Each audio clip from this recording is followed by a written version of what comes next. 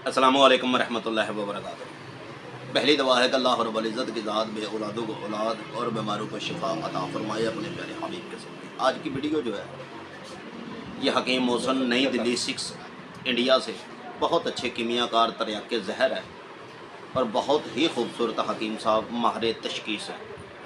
और मेंबर से इमरान शाकिर साहब जो सन्यासी हैं, बहुत सारे ईमेल कर रहे थे शाकिर साहब के बलगम बहुत ज़्यादा आ रही है और बलगम पर तरियाक को बताएं कि जहर भी ना हो, सन्यासत में भी ना हो, ऐसा नुस्खा जो आसानी तरीके से लेडीज़ और मर्द बना ले और बलगम जो है उखाड़ उखाड़ कर बाहर फेंक। जमी हुई जो बलगम है ना फेफड़ों में या ख़ास करके मेन नाली में, मैं सबसे पहले ये कहना चाहता हूँ कि मैदे की जब नैमिनेशन ख़राब हो जाती है ना इंसान की, तो बलगम बनना शुरू हो जाती है। ख़ास करके जलन, तेज़ाबियत और मैदे की ख़राब सिचुएशन में बलगम का बनना आम है। तो जितने भी मेरे व्यूवर हैं, सब्सक्राइबर हैं, किसी भी मुल्क में मुझे देख रहे हैं, तो सबसे पहले तो आपने मुहर्रम शरीफ है, तो मुहर्रम में आपने एक बात ज़रूर अपने दिल के गहन मारकर अल्हम्दुलिल्लाह ताबीज़ बनाना है,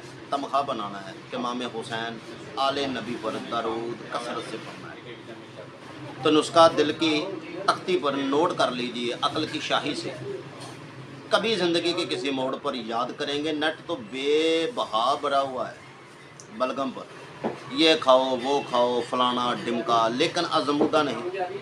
हमारा कोई भी नुस्खा जो है उठा कर देखें, अज़मुदा ख़ानदानी परखों पुराना और पहली खुराक में काम करने वाला है इंशाअल्लाह। तो बलगम जितनी भी आपके अंदर मैदा डिस्टर्ब है, पट्ठों का खिंचाव है, नज़ला बहुत रहता है हर वक्त, गर्मी में जो नज़ला होता है ना इंसान को, ये बीपी का नाल बहुत ज़्यादा मसला बनाता है, या ख़ास करके केरासात, कानों में छां छां की आवाज़, गले में अटकती हुई बलगम, छाती में जमी हुई रेशा बलगम पीले रंग की, जिसे चली बलगम कहा जाता है। इस बलगम को निकालने के लिए जो लोग शौक़ से ये बात कहते हैं कि हमने बहुत बहुत बड़े एंटीबायोटिक, टीके, शरबत, गोलियाँ, हर नुस्खा आजमा चुके हैं, लेकिन बलगम नहीं जाती। इंशाअल्लाह मालिक की रहमत से बलगम आपके जिस्म के अंदर न दाखिल होगी और जो रही है वो ऐसे पिघलेगी जैसे बर्फ़ पानी में पिघलती है। और ये नुस्खा वजूद को ऐसे धोकर साफ़ करेगा जैसे धोबी कपड़े को धोकर साफ़ करता है। तो आएँ बलगम के नुस्खे की तरफ जाते हैं बिना वक्त ज़ाया किए हुए। लेकिन रिक्वेस्ट हमारी वही है हस्बे मामूल कि प्लीज़ हमारे चैनल को सब्सक्राइब करें, वीडियो को लाइक करें, सदका जारिया समझकर शेयर करें ताकि किसी और का भी भला हो। ये खिदमत करने के लिए चैनल बनाया है, पैसे कमाने के लिए नहीं। तो चलते हैं नुस्खे की तरफ। आपने सबसे पहले लेना है बरयां किया हुआ स्वादा 50 ग्राम। इसके बहुत सारे फ़ायदे हैं, जैसे अगमेंटन गोली है ना एंटीबायोटिक, ये एंटीबायोटिक का बाप है। कुदरत ने दुनिया में बहुत सारी चीज़ें अल्हम्दुलिल्लाह बनाई हैं जो एंटीबायोटिक है, जैसे कि हल्दी है, ठीक है, आंबा हल्दी ज़ख्मों के लिए होती है, लेकिन इस नुस्खे का जुज़्व जो है वो हल्दी नहीं है। आपने लेना बरयां किया हुआ स्वादा 50 ग्राम, 50 ग्राम आपने लौंग लेने और 25 ग्राम आपने मसब्बर स्याह लेना है। इन तीनों चीज़ों को दोबारा बता रहा हूँ कि लौंग 50 ग्राम, बरयां किया हुआ सुहागा जो है वो 50 ग्राम और ख़ास करके मसब्बर स्याह जो है वो 25 ग्राम, और सुमा कलपा जो है ये घास के तिनके टाइप होगा, ये आपने लेना 50 ग्राम। तमाम चीज़ों को रगड़ पीस कर, कुट पीस कर पाउडर की शक्ल आप दें। और प्लीज़ मैं बार बार कह रहा हूँ कि सुहागा जो है वाइट, इसे बरयां लेना। ये तो हो गया नुस्खा आपका, एक साइड पर रख दें।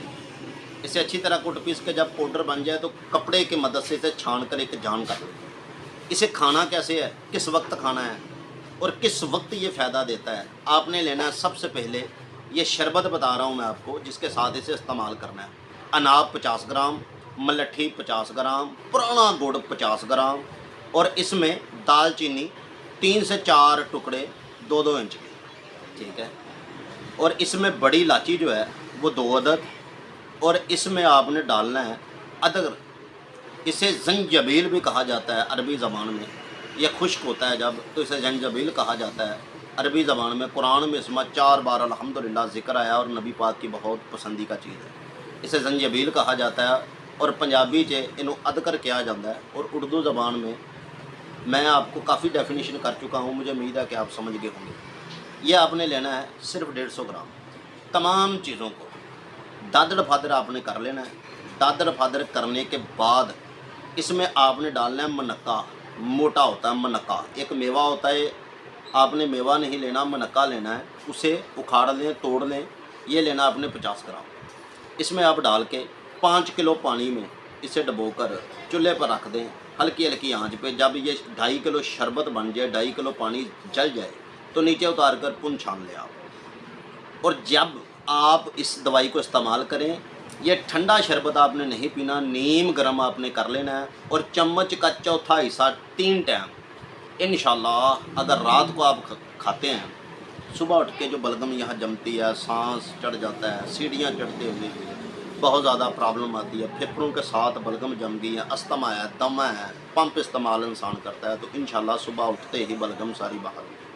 مالک رحمت آپ فرمائے. ملتے ہیں اگلی ویڈیو میں. اتنی دیر تک نیک دعاؤں میں یاد رکھیے گا. ڈیفینیشن میں نے پچھلی ویڈیو میں کی ہے کہ بلغم کیوں بنتی ہے, آپ اگر دیکھنا چاہتے ہیں تو میرے ہی چینل پر اویلیبل ہے.